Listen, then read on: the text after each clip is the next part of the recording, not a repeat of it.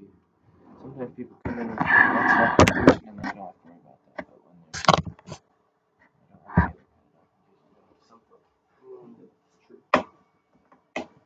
So, I don't know if you remember, but there were two things that I focused on for this semester, which is database and exercise. Uh, well, I could show you what I did, but I don't really.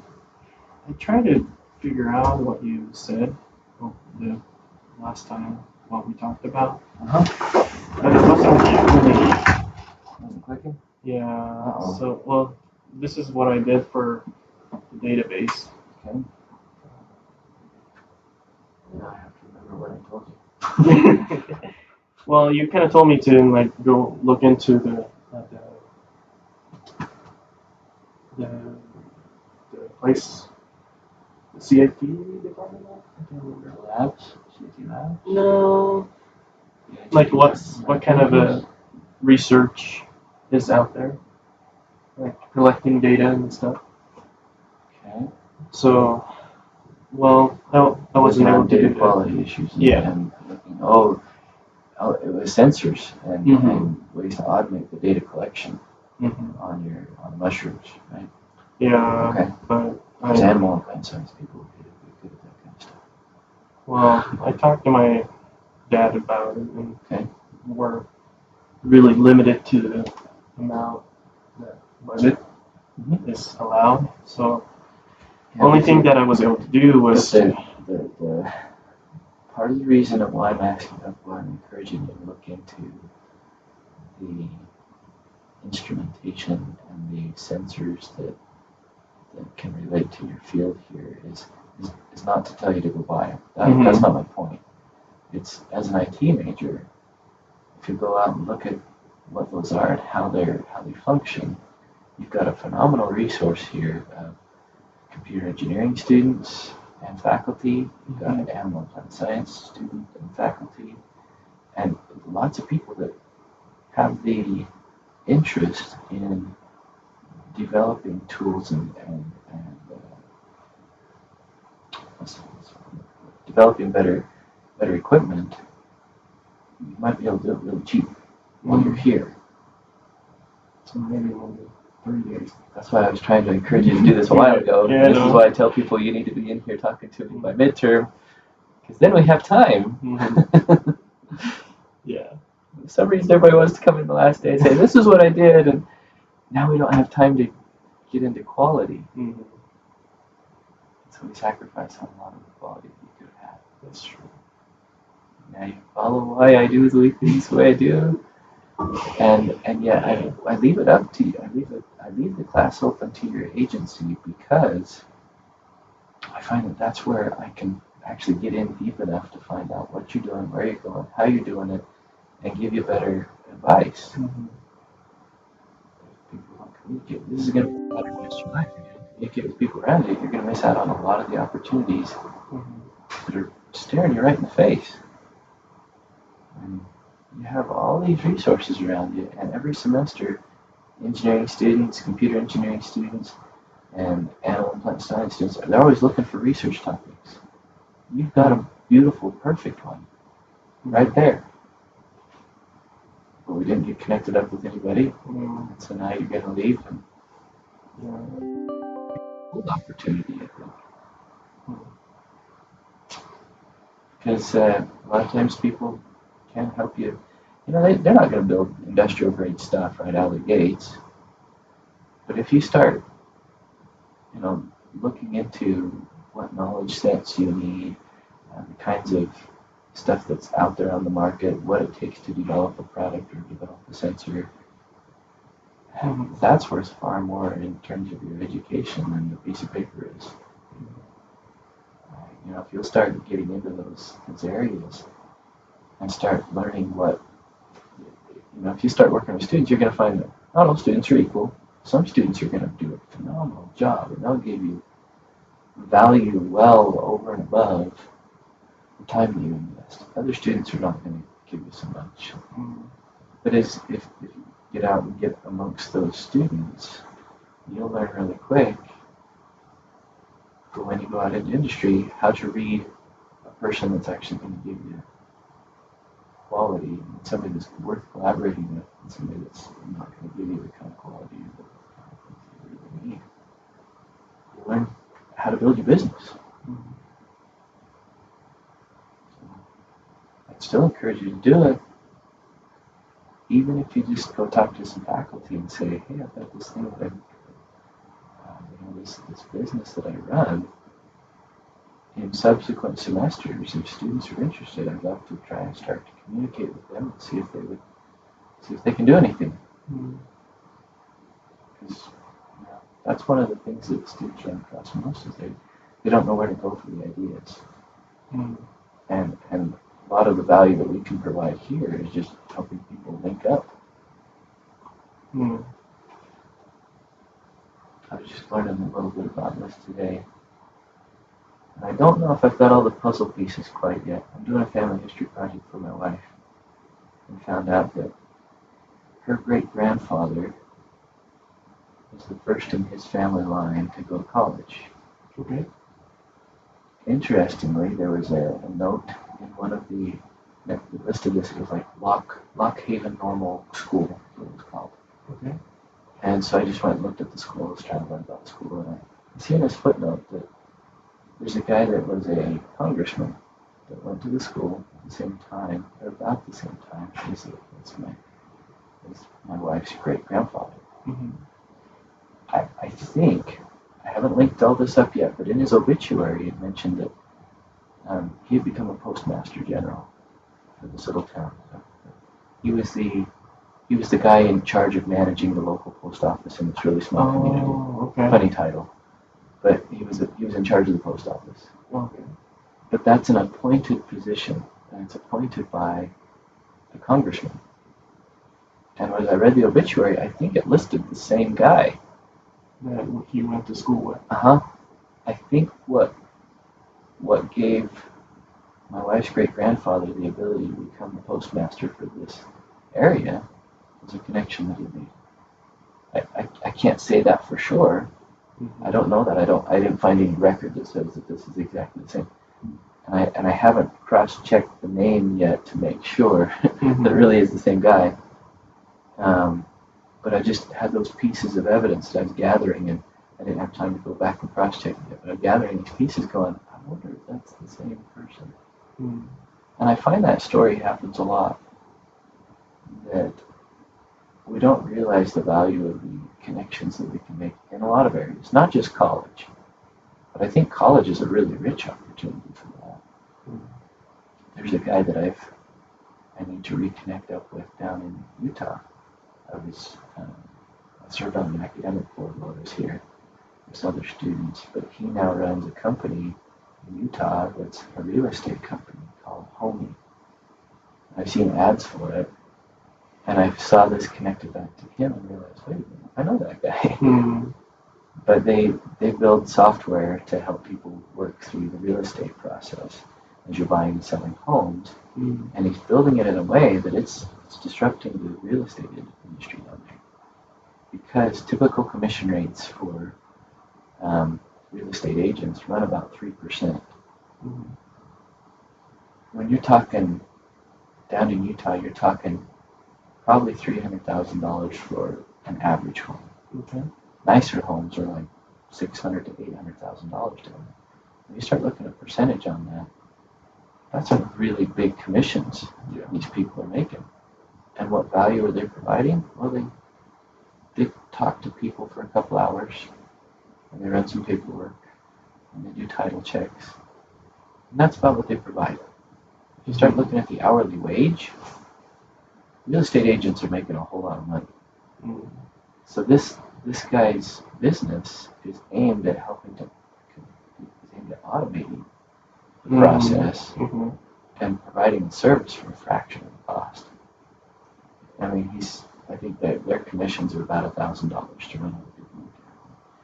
If you look at the commission on an $800,000 home, it's 3% of $800,000 is about $24,000. So if do you want to pay $1,000 for this service or $24,000 for this service? It's big. Big cost savings.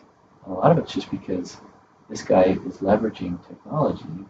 He's not the only one. He's got a business to do it, but he's bringing the right people together to understand the nature of the industry and to bring those costs down. Well, he's providing jobs for our students now. Our CIT students go down to Utah Law. They want to work down there. They can do the work that is necessary to automate all these processes. So I'm like, wait a minute, I know that guy. we need to reconnect here because I can open up doors for more of our students to have employment opportunities and to continue to build a business. And actually, I think this is just making society a little bit more efficient. But it's because of connections and interconnections. A lot of times you'd be surprised how much those relationships are. But you don't build those relationships unless you go out and start talking to people and finding out how you're going to build on each other's experience. I'd say you still got faculty here that can continue to help you build relationships here. Help you along the path.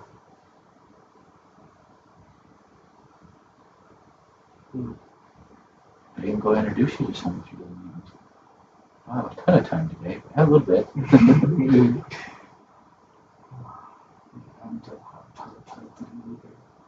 Have to be done online.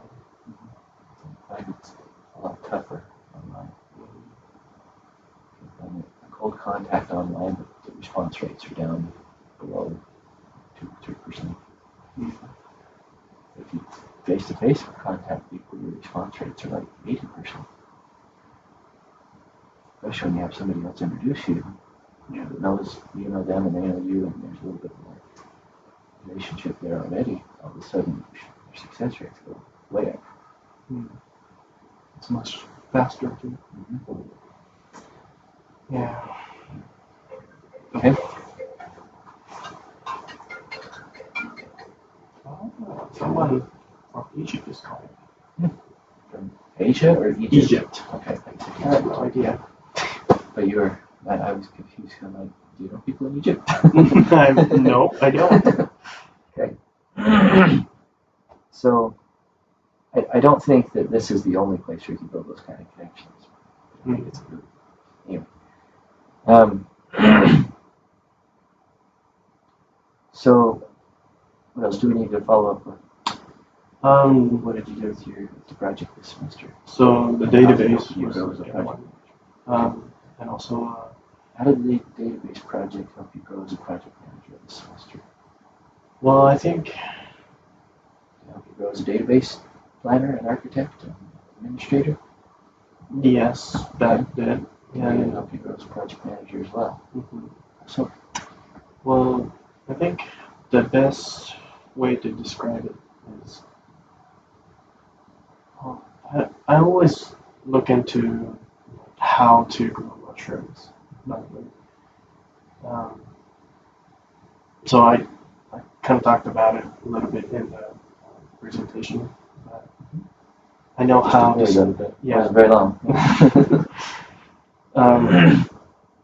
Well, I know how to plant. I don't know if plant is the right word, but The anyways, spores drop Yeah. and they grow. and grow and harvest Plant.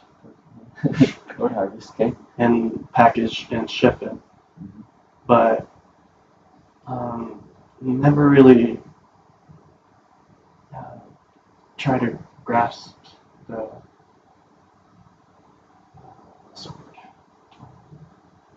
how everything is going to turn out. Oh, okay. Okay. Grasp.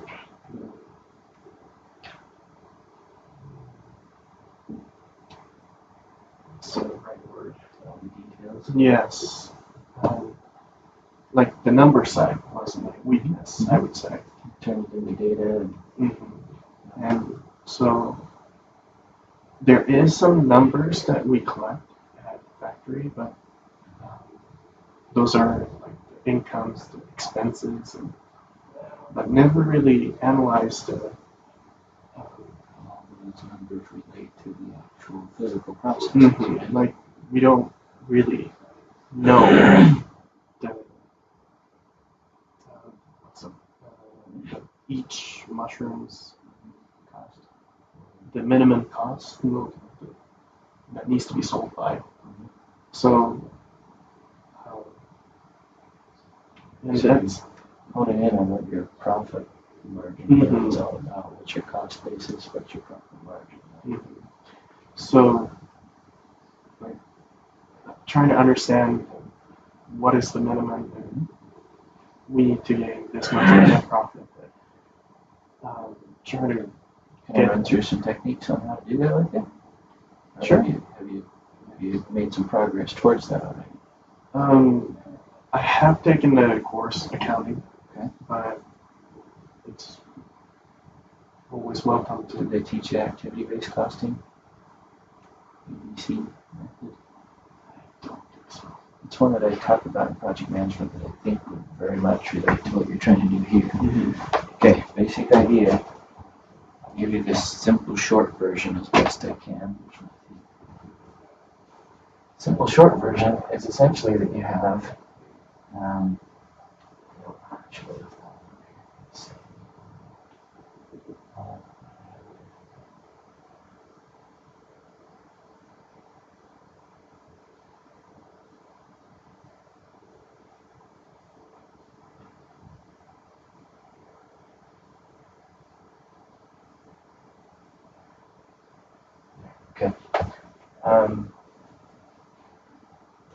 basic idea is this: you have a pooled cost or a big cost, a cost that spreads across a lot of stuff.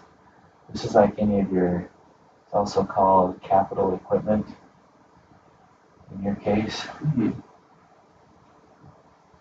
Okay, so anything that's big enough that when you buy it, it ends up affecting a lot of different mushrooms that you're sending out the door, right? And you're looking down at a per mushroom cost basis, or do you per pound, or do you, when you price them and sell them, what's your Well, we try to cost do it with basis there?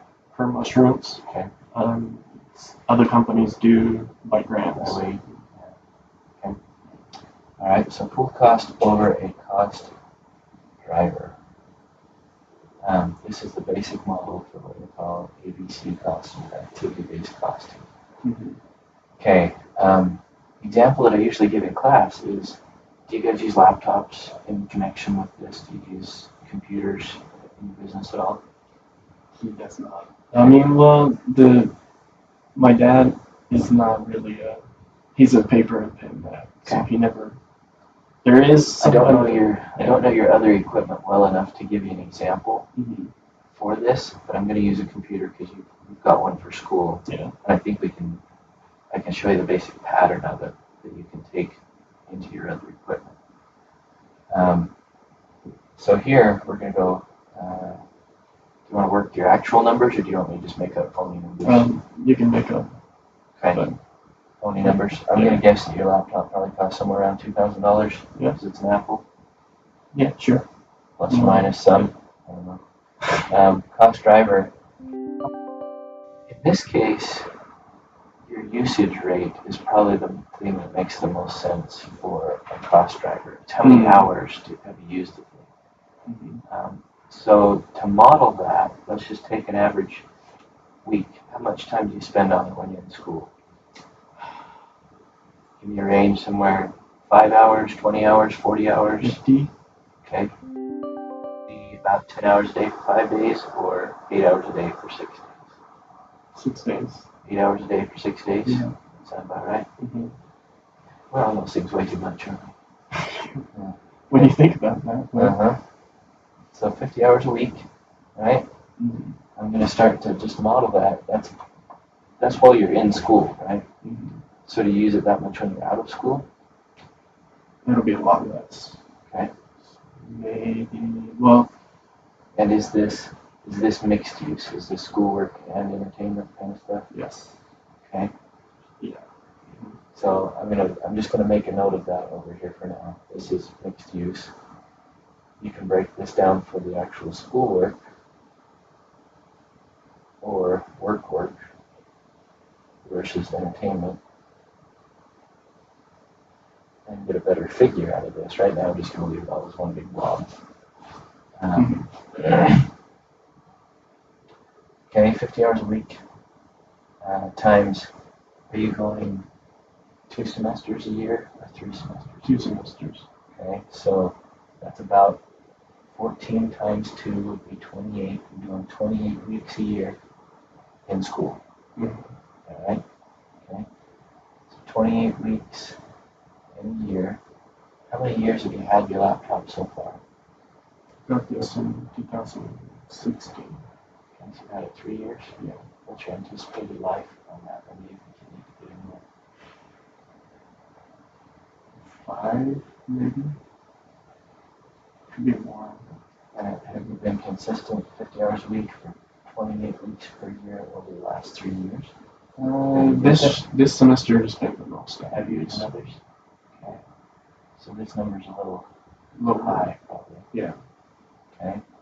And I'll come back to high and low and how to tweak some of these here in a minute. I'm just trying to build a model, and then I'm gonna star the ones that we need to look at. So we need to star this one and look back at it again for 2 reasons. One, the mixed use, and the other for the actually I'll do this. I'll make a difference in all of it.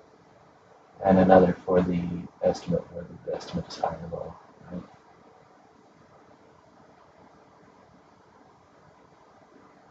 Okay. So weeks per year, 3 years. Okay, so the total number of hours, I'm just going to round this so I can do the math easy in my head. 50 times 30 gives you 115 times 3 gives you about 4,500. So I'm just going to round it to about $5,000. That's a high estimate. I know it's too high, but I'll explain that right now for estimation purposes. We're not worried about getting it highly precise. We're just working the model. Yeah. Okay, so 2,000 divided by 5,000 give you about 40 cents per hour. And since this number is a little too high, we know that this number is probably a little bit too low. So it's going to be probably at least 40 cents or greater. 40 cents per hour. Okay. So now, if you're trying to build a cost basis, anytime you're using your laptop for projects in the school, you can rack up and you can start billing this time. For example, how much time did you use your laptop working on the database project this semester? I think it was a total of around 12 hours. Okay. So 12 hours times 40 cents an hour would be about a total of $5 that you spend on it. Which isn't much, right? And a lot of times you wonder why should we care? Well, if you're trying to get a cost basis to attribute to how much money per mushroom, you need this level of precision in your analysis.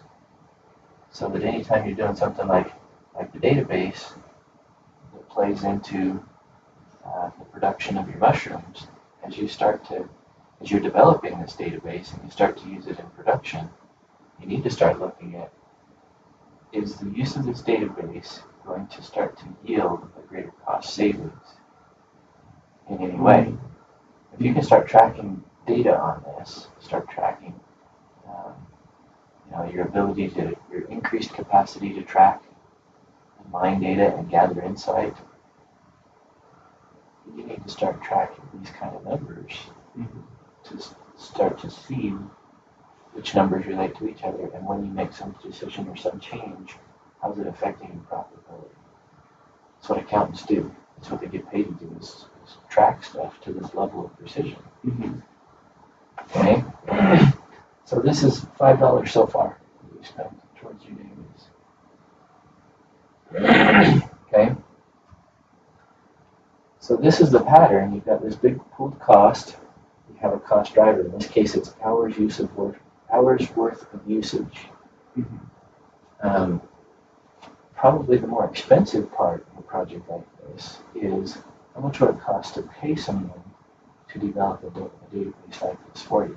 In this case, you're thinking more your profit basis is based on the fact that you can do it cheaper than you can pay someone else to do it, right? Because you're donating your hours or making use of your time in a way that is already kind of built into the operational cost of the business because they already own your time. Mm-hmm. Or you're donating your time, or you're part of the business, and the profitability is built into your business, right? If you went out and paid someone to develop a database for you, any idea how much you're going to pay them per hour? Highly trained person would be at least 20 an hour. At least 28, you said? I said 20, but 20, okay. I heard 20. At least 20 per hour. That's what I think. I would say that's probably not highly trained. That's probably entry-level trained. Oh, okay. If you've got somebody like from BYU Idaho that has a database certificate, they can go out and make $20 an hour on their internship. Mm-hmm. Okay. Now their first level job, that can jump up anywhere between $30 to $50 an hour. And that's entry level still. Mm-hmm. Somebody that's highly trained, like Brother McLaughlin, he's pretty darn good with databases if you've taken a class from him. Mm-hmm. Okay. Brother Miller came out of industry having been a database administrator for a bank. I don't know. He's never told me how much he makes or how much he made, but I know it was a pay cut. My guess is he was probably making somebody with 15 years experience like him. The low end would be $40 an hour. The high end would probably be about $120 an hour. Brother McLaughlin was even higher than that. My guess, I've never heard him say this, but based on conversations and work that I've done to go kind of look at where people with his skill set are in industry, with his skill set and his knowledge, he would be charging about $200 an hour on the low end and about $600 per hour on the high end, depending on who he's doing the work for. And if he goes to work for a Fortune 500 company, he's going to be charging about that much per hour to consult for them. So you're kind of undershooting the value of this, but you have to look at what you're trying to build. So far, what you're trying to build is probably down at this level. Mm-hmm. So I think your estimate's not too far off, because right now you're just trying to track. I don't know what I'm trying to track. I'm just trying to track anything I can track so far. Mm-hmm. And as you start out with that, that's probably about the level that you're building your database at. My guess is even a highly tuned database for a company about the size and scale. Do you have any idea how many mushrooms you're producing per year? They do it by number or by weight. 100 tons, I think. 100 tons. So that'd be about 200,000 pounds. And in the United States, mushrooms run about $2 to $3 per pound. So you're probably talking about $600,000 on the retail. Am I in the ballpark? Well, the company. Well, and the wholesale end is usually about a third of that, so you're probably going to be about $200,000 worth of revenue that you're bringing in. So he does 3 different kinds of mushrooms. So the total is like a little below $1 million. Yeah, okay. So if you're doing 3 different kinds, that makes sense. Okay. So my estimates are a little bit undershooting. Okay. For a company like that, I would guess that your database would probably fall kind of in between here, somewhere between. If you had a professional go and build it, the very best he could build it, mm-hmm. You would probably be paying about $30 to $100 an hour for somebody with that kind of skill level to meet your need. And the time that it would take a person like that, is somebody on the $30 end to build something really high end would probably take them about 200 hours. Okay. Somebody that's higher skill level they could probably do it in about 50 hours. You see, that's kind of the cost difference. Here, if you paid that out here, you'd be paying about $6,000 Oh, yeah. total. Oh, And this guy, you'd be paying about $5,000 total. Mm. He's faster, he's better, but you're paying him more per hour. You're still paying less to pay somebody highly skilled, even though you're paying them a lot more per hour. Mm. That kind of thing happens quite often. Okay, we're out of time though. Basic pattern here though is instead of using hours on your laptop, you'd be looking at the number of mushrooms as your cost driver. So you'd probably look at either pounds or by pound or by weight. And as you get a pooled cost like a piece of equipment, you look at what's the anticipated life of that piece of equipment and how many pounds or how many or count, either the count of mushrooms or the total weight. I could use better terms. You're not going to care about pounds. Either by weight or by count, the life of the equipment. Like say, for example, if you're buying tables and storage areas where you're actually doing the work, you'd say, okay, how long is that table going to last us? 30, 40 years? How many tons of mushrooms are going to go across that table in that much time? You can get an estimate for, in a year, how much are we producing on this table over 30 or 40 years of the life of the table. We can break that down and see what's the cost of the table in relation to the production of the mushrooms that will be produced on it, and break that down on a cost driver basis and say, okay, for each pound or each mushrooms, gram or each mushroom that's being produced, what's the cost of the table on that basis? That gives you this rate, kind of like this one, and you can start attributing that back to every weight, every gram, every ton, every whatever, and you can start to see your cost basis for every mushroom. Oh man. Okay.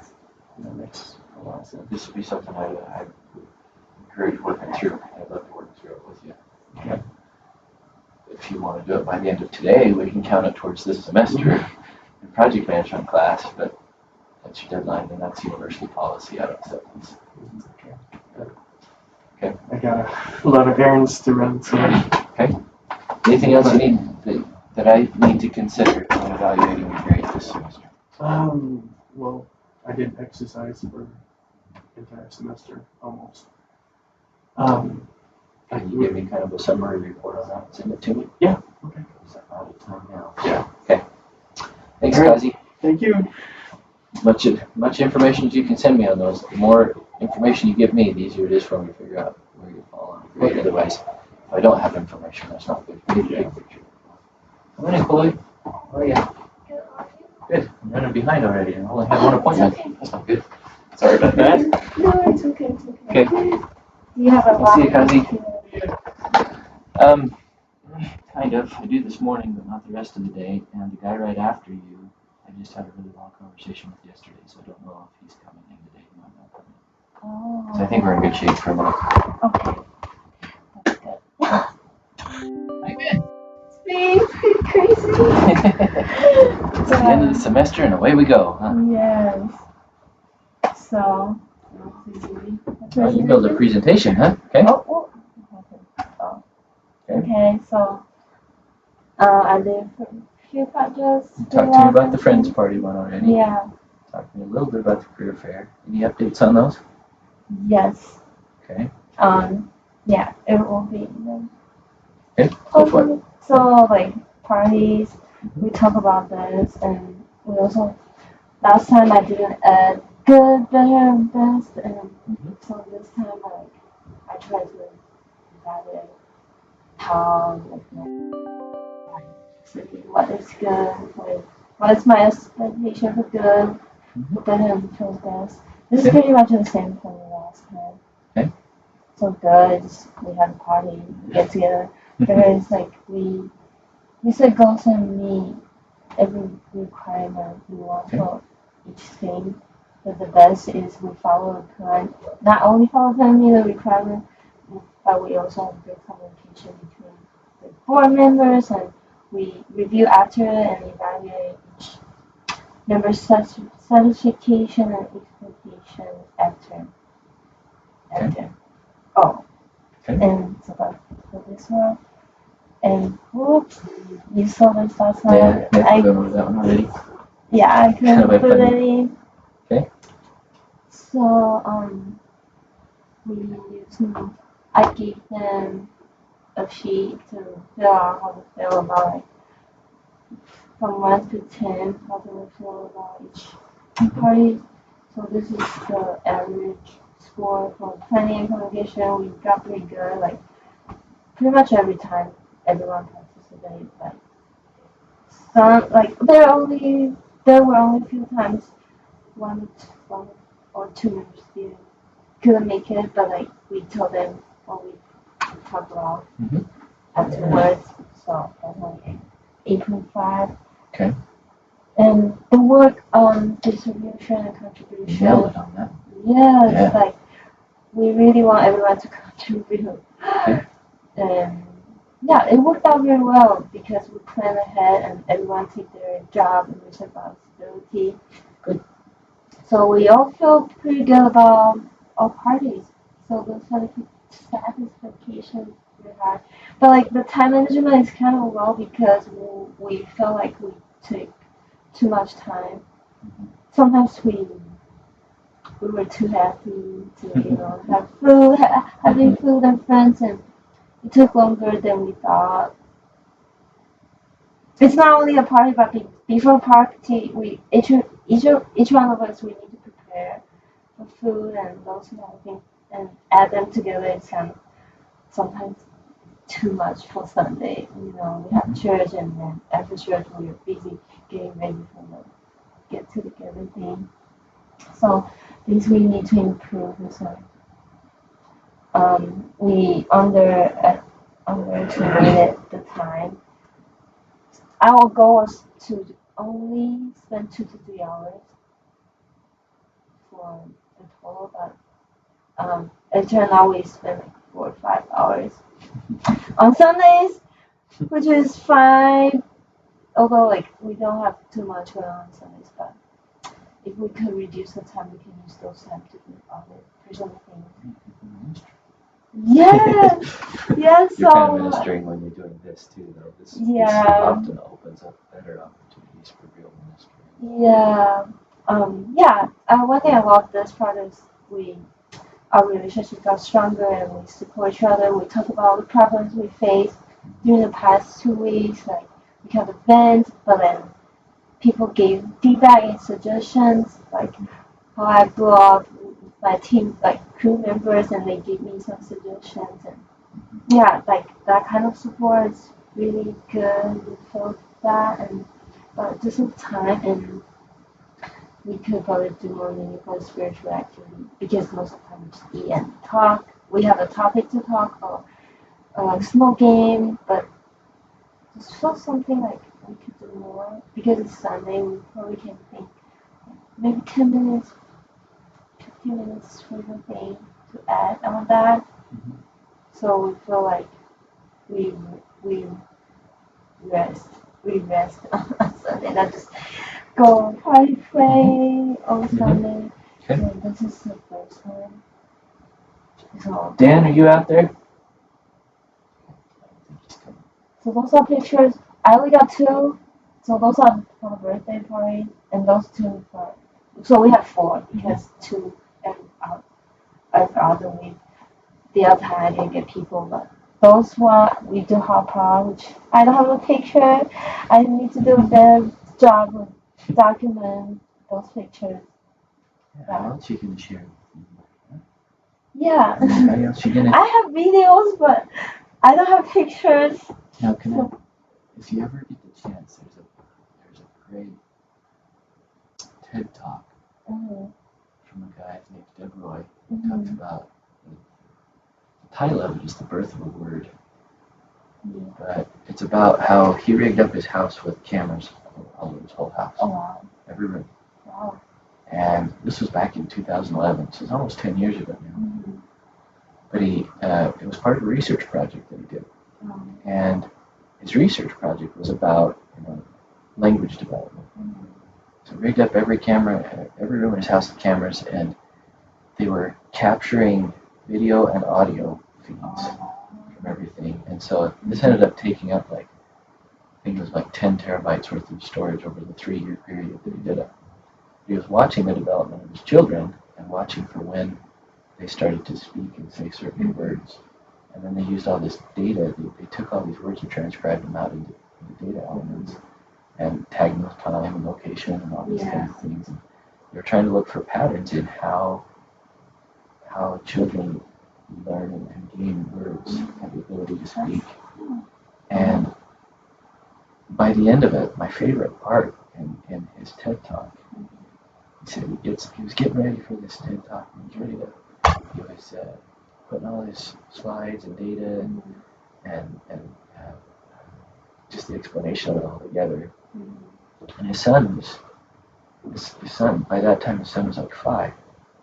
And his son, he was sitting there working on this, and his son came up to him and looked over at his son, and he was just saying, all this stuff is telling you about when you learned how to walk and how to crawl and all these things. And by the time he was done talking to his son, he's like, all this is going to go way over my son's head. He's not going to understand this. He's 5. But his son looked up at him and he says, so when I'm a dad, I could share this with my kids, right? And all of a sudden he just goes, oh, yeah, my son gets this. He understands this better than I thought. He says, yeah. And ever since then, I've thought, a lot of the things, I'm really into history. I really love that. And I'm doing a project for my wife for that, for Christmas. But there's things like that that I think, and if we could capture every moment of our lives, what would our kids cue in on? What would they pay attention to? How could they learn from us? And I know our kids aren't going to go back and watch every moment of their lives. But what if, as we're talking to our kids about the stage of life that they're in, and we could go back to when we were that age, say, this was what it was like for me. Is this what it's like for you? I just think how powerful the connections could become between us and them. Could become a strength when they face Exactly. challenge. I think they can relate to us better, and we can relate to them better. So don't underestimate your ability, the power behind capturing what's going on in your life and what you're learning. Yeah. My dad is actually a reader. Wish I did better at it. He's the one who's into family history and documentation in my family. Yeah. He's the only one who did it. We didn't, but every time I go to family search, I know there's information there I can look up, and he put up all the pictures. I can tell you, I feel like that's one of the patterns that has led President Henry B. Eyring, our president's father, that's our first president. That's one of the patterns that has led him to become who he is. He keeps a daily journal, and his focus is on trying to see the Lord's hand in his life. And he records that, and he's given that book to his kids. And I've heard his kids talk about things that they've learned because they're in a similar situation, and they could look back and learn from their father's experience and the things that he recorded. Because he recorded them, they can have a better conversation. Because even now, great-great-grandpa Eyring, he's now great-great-grandpa Eyring. Yeah. He can still go back and remember a lot of what was happening because he recorded it. If he hadn't recorded it, I can tell you, I'm 40. Yeah. I'm 40 and I remember very little of my life. The details just aren't there. Already those memories are fading because I don't record anything about them. Yeah. Anyway, so I think there's some purpose behind that, more than just to do it as an assignment or more than just to take a picture and post it to Facebook. It's however you capture those things, they can become very powerful in helping remind us what was important. We kind of have to take the time to think about why this was significant to us, though, and at least jot down some notes here and there, Yeah. or else our memory doesn't keep it the same way. Yeah. I like to take pictures. Pictures are good, but I can tell you 10 years from now, you look at that and go, who are those? I can remember that person's face. I can't remember their name. Yes. I feel the same. Okay, anyway, I'm probably going off on it too much. You can keep going. We have about 4 minutes till the next guy's supposed to be here too, so Okay. gotta keep things tight. So career fair, I went to a couple one like last in the beginning of the year, but then I kind of get what's going on about career fair. So this time I want to be like completely fully prepared. So I make some goals and plans. Okay. Like I want to do this for my resume. I want to like practice my interview. Those are my goals and other preparation. Like look up the companies I want to talk to and. In my one class, like one professor suggested to stay till the end for focusing position, and I actually got one interview because I stayed to the very, very, very end till everyone is gone. You find that your best connection time is before and after. Yeah. It's right before and right after. Yeah. That's true at church too. So That's why church. people encourage you to go early to Yes. church. Yes. You see the same pattern, don't you? Yes. I went right after the doors open. I went out to church. They said, "Hey, you have time tomorrow." They gave me an appointment, and then boom, I got an interview. Yeah. Just because I went early. Like some of our friends, they went like 2, 3 p.m. Like they said, "Oh, we don't have any spot." I was like, "Wow, this really worked. This worked really well." And it's a pattern for a lot of things. Yeah. It's especially the early time I find that is the most powerful. Because Yeah.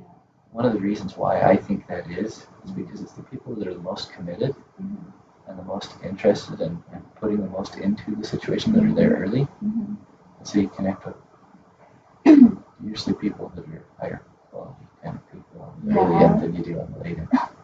I was kind of feeling weird because there's really no one there like, in the very beginning. But I just learned like, wow, this really like be there on time earlier and you got the chances there, like the chances bigger. So the outcome is really good. I thought about this. Looks like somebody's trying to connect with me. I think we might be out of time. Let's see.